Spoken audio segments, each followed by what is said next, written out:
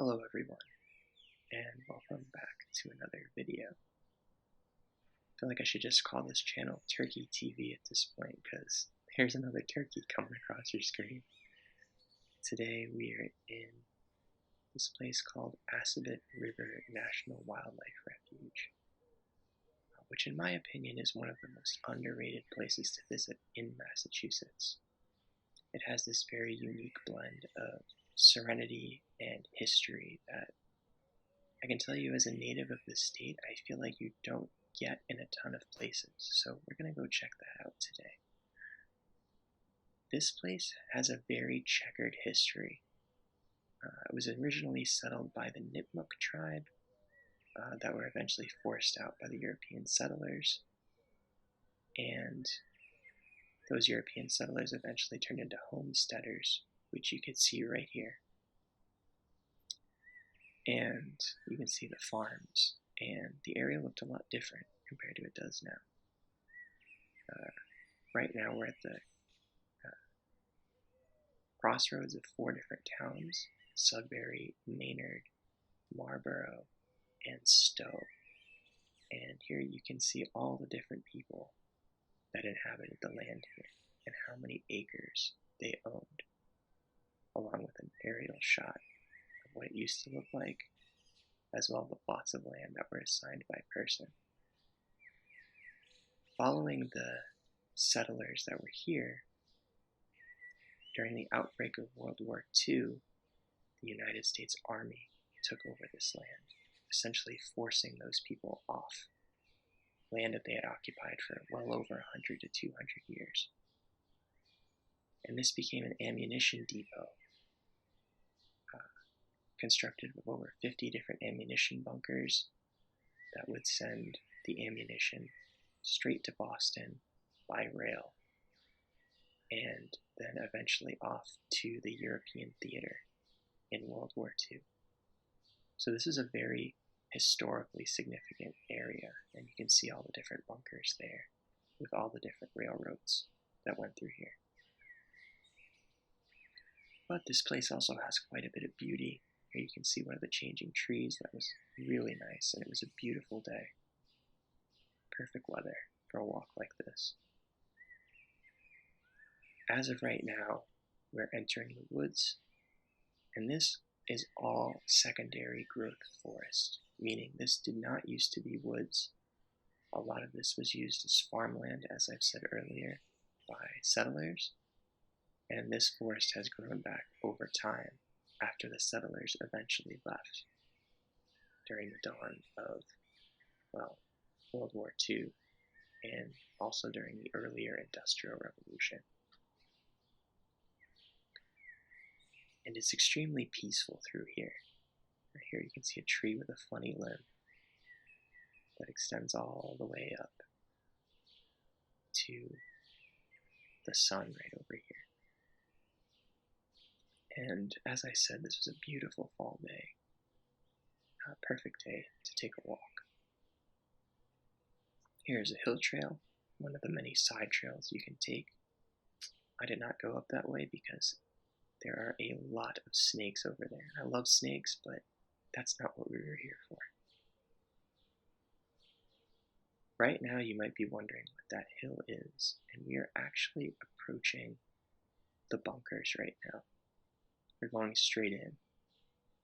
So these were built into the ground to disguise themselves from potential air raids by the Germans if they were to potentially cross the Atlantic Ocean. And here you can see what they look like now. These things are big, hulking, concrete bunkers that you just wouldn't expect to find in the middle of a forest. It almost feels like it's got a very post-apocalyptic feel to it. It feels like you're maybe somewhere in, Germany or, Eastern France during wartime. And it's just such a relic of the past that just shows you how extensive this conflict was. The only battles ever fought in the United States during World War II were in Hawaii and in the Alaska area in the Aleutian Islands. This is in Massachusetts, which is extremely far away from that. But here we have the remnants of that global conflict, and I think that's so interesting.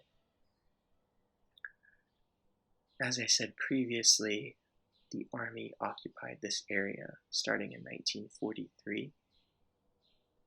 As you saw back on the sign over there, a lot of people lived here that were homesteaders, that were farmers, and these people were essentially forced off their land by the US Army through this process known as eminent domain. I know in other countries it's known as different things, but I'll put a link in the description about it if you want to learn more about it.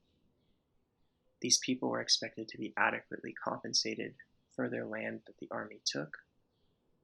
Unfortunately, these people were barely compensated, in some cases not at all.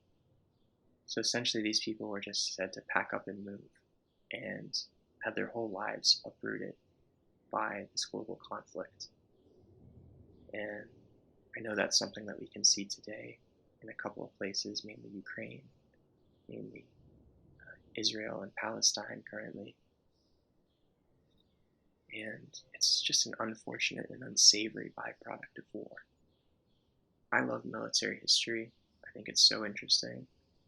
But I can admit that, and it's very easy to see that war has some very tragic consequences on most involved in it.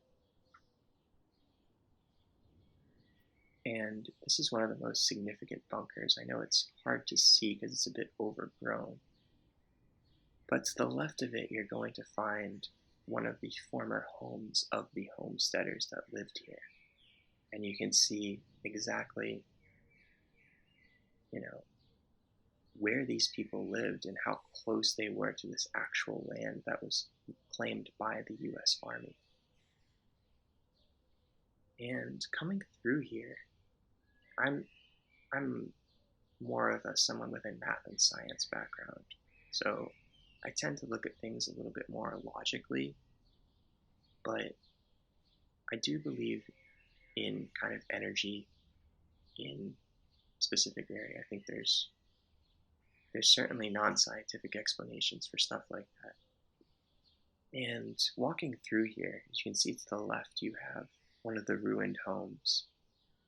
There was just such a somber energy through here. Like there was some sense of loss that you had felt. And it was a really sobering reminder of what war can do to people, especially here. I'm essentially walking into what was once somebody's living space. You can see the chimney stack that is fallen into disrepair on the ground. And this is where somebody lived. And you can see a pipe there even as well. Families have lived here for generations, and essentially they were told to just leave, and their lives were never the same ever again. So while this might have been a great place for the Army to set up shop for the war, this was a tragic occurrence for a lot of people here, and you can really feel that when you come here. I will say this view is spectacular. I would kill to have a view like this from my front yard, essentially. And this is Puffer Pond. This is the main body of water on this reservation. And we're going to actually go to the other side of the pond as well after this and see a little bit more of what that has to offer. But you look out at the pond and you see just all this natural beauty, and then you pan back over here and are just reminded of what these people probably went through. And it's so sad. But like all good stories, the sadness will eventually turn into something good. And I think that's really important to recognize when you come here. We're now on the other side of Puffer Pond, and we're making our way towards, there's a nice shot of the road here. We are making our way towards one of two main docks that you can take down to the pond. And these are very popular fishing spots. It is catch and release only here. You can't do much more than that. Unfortunately, due to the United States Army's war activities here, the sediment is very contaminated with heavy metals. So that means that those heavy metals have leached their way into the water supply. And unfortunately, the fish here, if you eat them, you're going to get very, very sick. But here's a shot of Puffer Pond, and we're going to go down and get a closer look from this ramp. And here's a closer look right over the water. And it's beautiful. The water was so still that day, and really it's just very serene through here. There weren't many people at all, so it felt like you had the whole place to yourself, essentially. And due to being over the water, this thing was a little unstable, this temporary dock, but it was alright. Here's a little bit of an upwards view of the pond from kind of the other side and kind of through these yellow leaves. As you can see, it's getting a bit cloudier at the moment, but still a great view.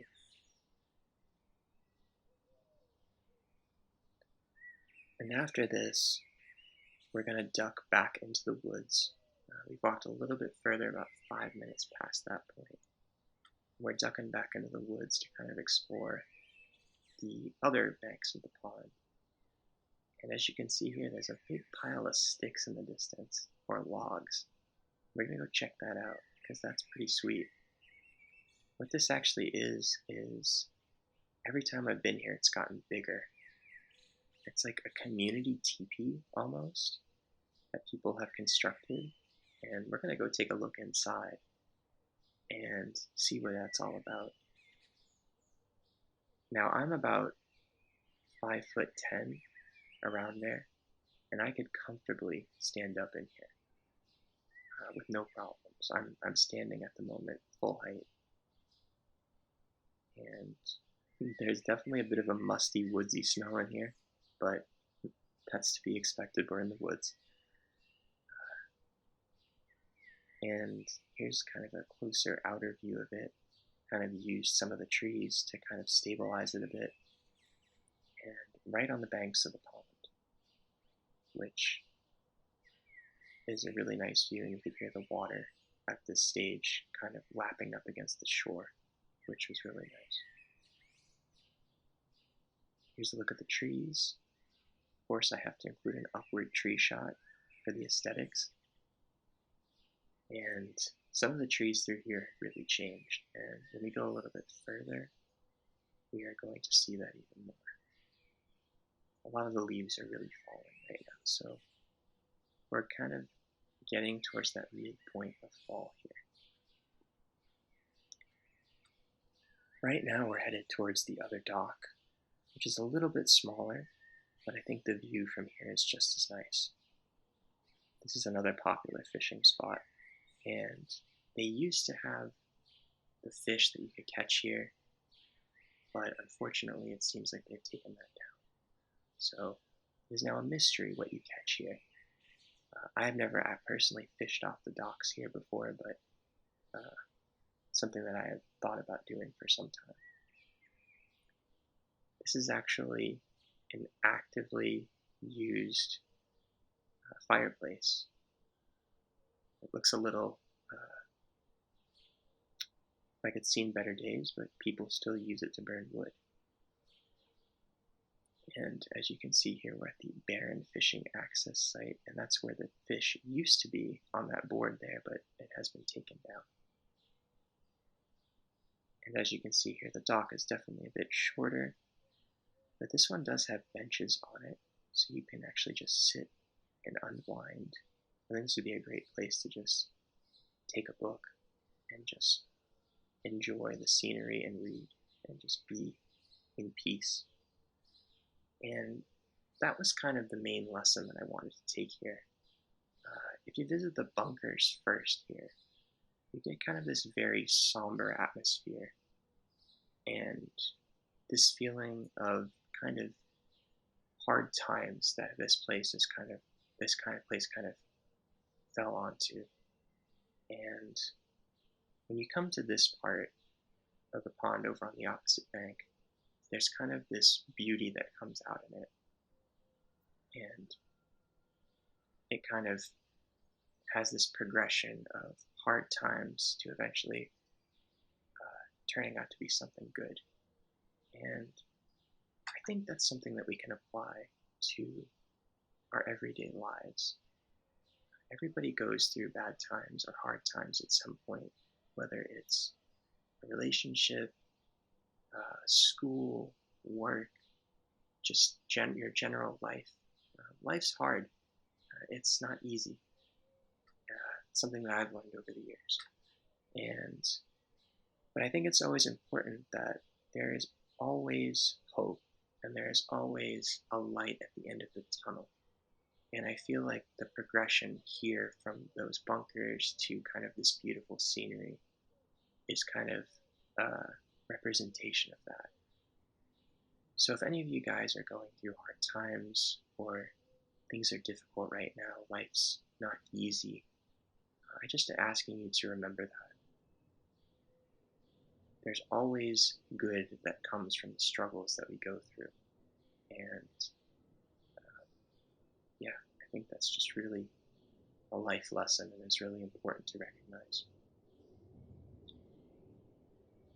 So we're coming kind of towards the end of things here, and I just wanted to wrap things up with just some really nice scenery towards here. This is where a lot of the trees have changed, and the most color in this place is. This used to be flooded actually during both the winter, the spring, and the summer, but the water has since receded and we can actually go out here again. And here's a nice shot of the surrounding forest and kind of marshy swampland that we have here. So I just want to say that I hope you guys enjoyed this little walk. I hope that you got something out of it. If you stayed towards the end, a little bit of a life lesson there. I'm no therapist or uh, life mentor or anything like that, but that's just something that I've gotten out of coming here that I wanted to share with you guys. And yeah, if you're ever in this area of Massachusetts, I would highly recommend that you visit. And yeah, looking out at this goose here, I'm just going to say goodbye and yeah, thanks for watching.